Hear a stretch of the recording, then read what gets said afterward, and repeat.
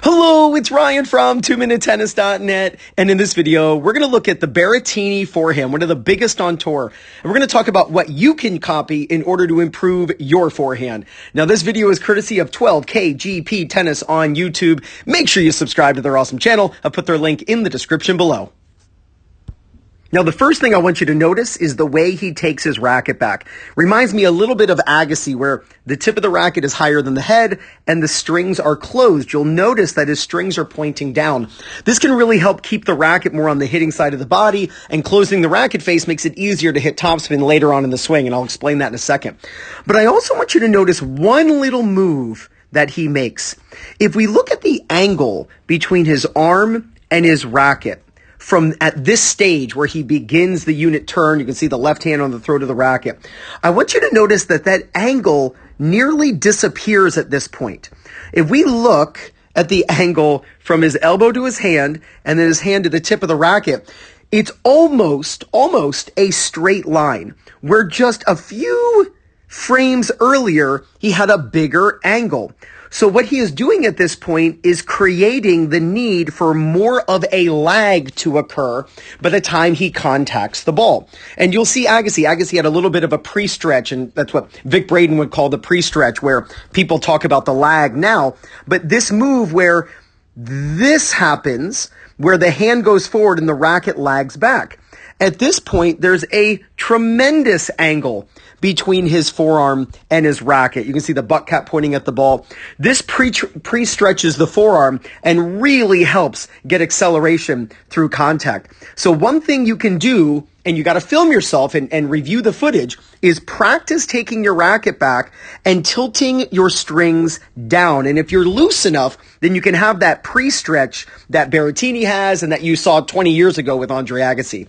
The next thing I want you to notice, and I already talked about it here with the closed racket face, is his strings are tilted down prior to hitting the ball. You really need this, because when your strings are tilted down, it allows your strings to then face forward. Let me get the frame right there. It allows your strings to face forward at contact. Now, depending on how fast you can swing, you might even get away with having your racket a few degrees closed as long as you're swinging up enough as you hit the ball. But a lot of players, recreational players, they hit the ball way out, like their strings, they face up and the ball goes out. By closing the racket face on purpose, by tilting the strings down prior to contact at this moment where the butt cap is pointing at the ball, that helps ensure that your racket face is square against the back of the ball as you're striking from low to high to get the topspin you need for control. And the last thing I'm going to show you, and then I'm going to show you this in front of the camera, is I want you to notice how still his head stays. So yes, he's exploding up with his legs, so you'll see his head kind of pop up here, but just notice the orientation of his hat stays very still. So there's a lot of movement. You see the racket swinging inside out toward the target and up through for topspin, but just notice how still his head is staying, really allowing his eyes to lock onto the ball and make sure that he doesn't lift his head up. And then when you do that, your shot really suffers.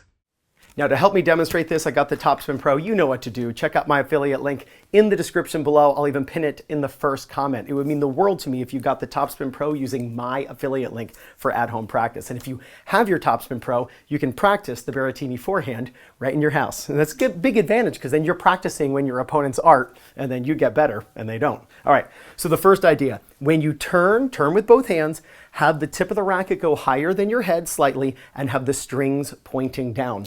This can help you keep the racket more on the hitting side of the body, because when players turn with the racket open, they tend to, not always, but they tend to have a swing that can be pretty large, which depth and pace and spin can really make you late. So it's better if you can help it to keep the racket more on the hitting side of the body. But another benefit of this, and we just saw it with Berrettini, is when Berrettini turned, you could actually see him actively flatten the angle difference between the forearm and the racket. And what that means is, as his hand goes down and then his body rotates and he brings his hand forward, it created a larger setting of the wrist, where there was a greater distance the racket had to travel in order to get the wrist into this position. And that's the slot where they'll swing, the pros will swing inside out away from their body to hit topspin from low to high. So by having less angle and having a very loose hand, As the racket drops and his body goes forward, now he gets a larger pre-stretch in the forehand. Now, a lot of players call it a lag. I call it a pre-stretch because that's what Vic Braden called it. But it is a pre-stretch where you stretch the forearm and it can actually help accelerate your racket through contact. So practice, and if you have a Topspin Pro, film yourself doing this. Turn high with the tip of the racket higher than your head, both hands with the strings pointing down. That produces very little wrist angle. Then as you drop and you pull your hand forward, the wrist sets and you'll really feel the acceleration of the racket through contact.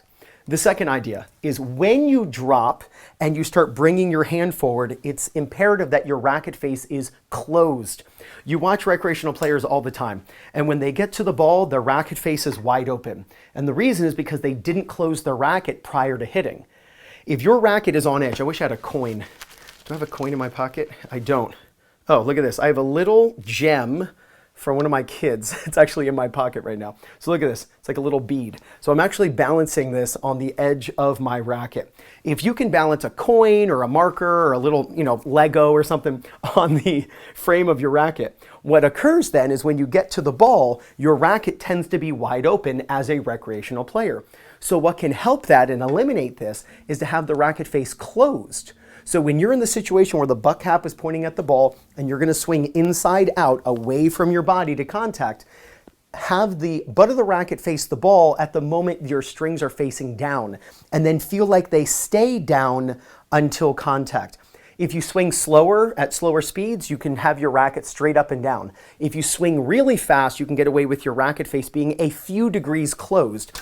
Anytime you can create a bigger disparity between where the strings point and where the racket travels, you're going to increase the amount of spin you can get. That's why you can get more spin if your racket face is slightly closed than if your racket face is square with a given upward swing. If the upward swing is the same, then you'll get more spin if the racket face is a few degrees closed. You cannot have your racket face closed 45 degrees and get the ball over the net. You cannot hit the ball over the net with a racket face that is 30 degrees closed. I'm talking a few degrees closed and you're going to get the spin that you're looking for.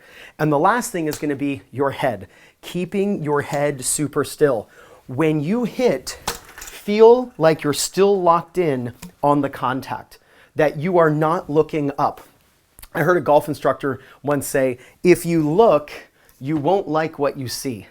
So you pick your head up and you want to see your awesome shot, all you're going to do is see, maybe that's my problem when I play golf, but you got to keep your head still. So pound for pound, there's a lot of weight right there, right? It's a really heavy part of our body. So when we lift our head up, it really affects our shot. So keep your head super still. Federer and Nadal are just masters of this. Film yourself, see if you can feel like your head is in a vice and that your head doesn't move, and you'll make sure that picking your head up doesn't adversely affect the result of your shot. So I'm going to hit a couple forehands here just on the Topspin Pro. I'm going to make sure I get into this position. I'm going to make sure I get into this position, and I'm going to keep my head super still. So this is what we just worked on. I like to do this where I don't let the ball stop spinning. Now, if you're looking at my forehand going, hey, that's not exactly what Berrettini was doing, you're right. I'm not Berrettini. I'm just trying my best. I'm turning with my racket closed. I'm trying to be loose and have the strings closed and keep my head super still. So I'm just going to look at the ball. The nice thing about the Topspin Pro is the ball doesn't go anywhere. So you can actually practice keeping your head on the ball and learning not to look up. Film yourself. I gave a Zoom lesson the other day to a young kid. What a nice kid. And we were working on different parts of his game. And he said, you know, Ryan, I do Zoom lessons for people around the world. This is where they purchase a Zoom lesson. We meet live on Zoom. We review footage of their technique, put them side by side with the pros. And he said, Ryan, the best advice I've ever gotten from you, this was just a couple days ago. He said, the best advice I ever got from you was to film myself. I can't tell you what a difference that has made in me knowing what I'm doing and improving my technique. I thought that was such a cool thing for him to say. So please film yourself hitting on the Topspin Pro, going out and playing a match. If you know what you're doing, you'll know what to keep doing and what to change. And if you practice the ideas you learned from the Berrettini forehand, there is no doubt you're going to gain confidence, win more matches, and play much better tennis. This is Ryan Reedy from 2minutetennis.net. You got this.